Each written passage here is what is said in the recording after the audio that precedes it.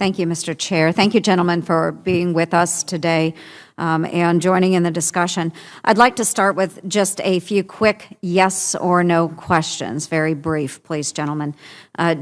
For Secretary Carter, did you know that Khalid Sheikh Mohammed, the mastermind of the 9/11 attacks, and Ramzi Youssef, who masterminded and planned the 1993 World Trade Center attacks, utilized the Philippines as a safe haven for their planning and training?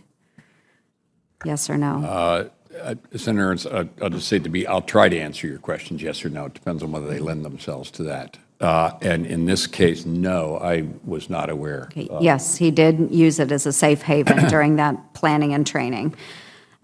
General Dunford, did you know that Operation Enduring Freedom covered the Philippines in order to train and assist those local forces in the Philippines against al-Qaeda-linked terrorist organizations? Yes, I did, Senator. Okay, thank you, General.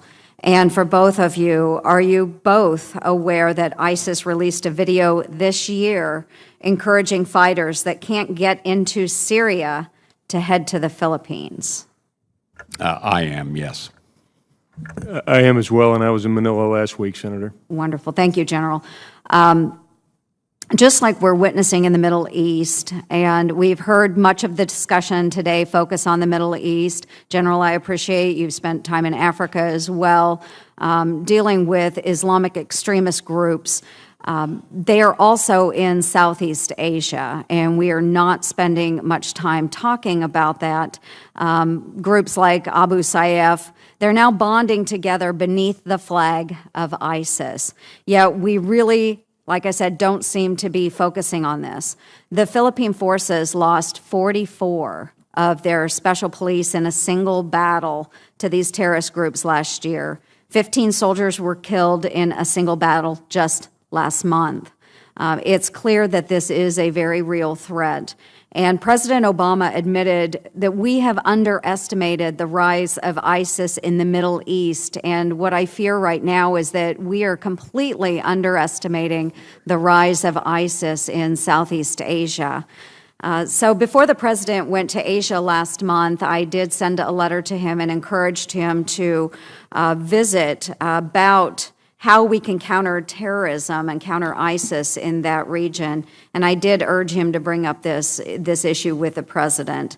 And shortly after that, ISIS claimed another attack killing 14 civilians.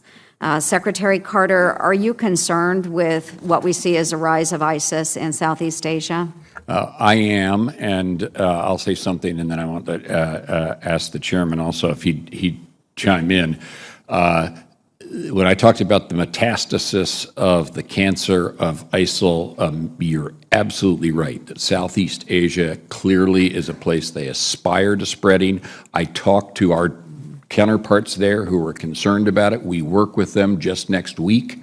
I'll be convening them in Honolulu on a number of issues of Pacific security, but one of them is going to be counterterrorism and countering ISIL. I'd say Malaysia, Indonesia, Singapore, you mentioned the Philippines, and other places, but those four come to mind. I've spoken to the defense ministers in each of those four countries.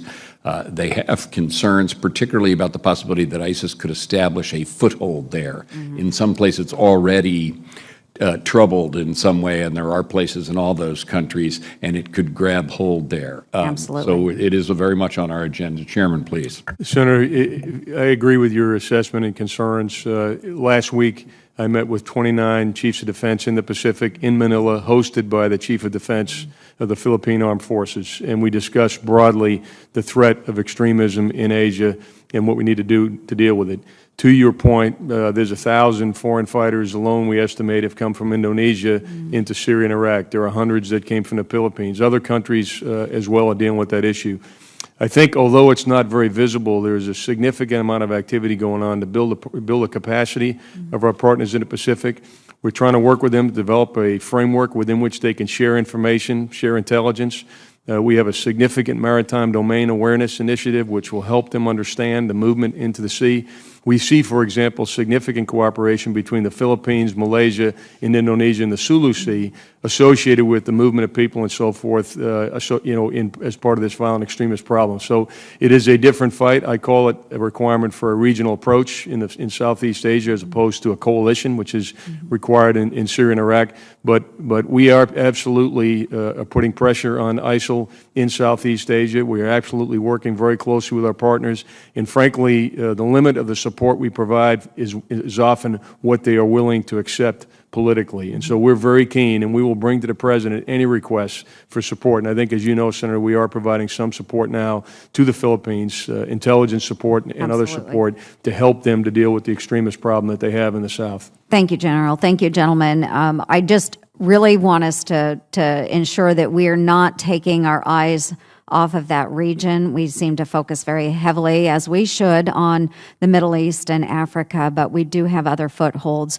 for ISIS. We do have 5 new bases going into the Philippines, and I think it's important that we really focus on these counter-ISIS opportunities. So thank you, gentlemen, very much. Thank you, Mr. Chair.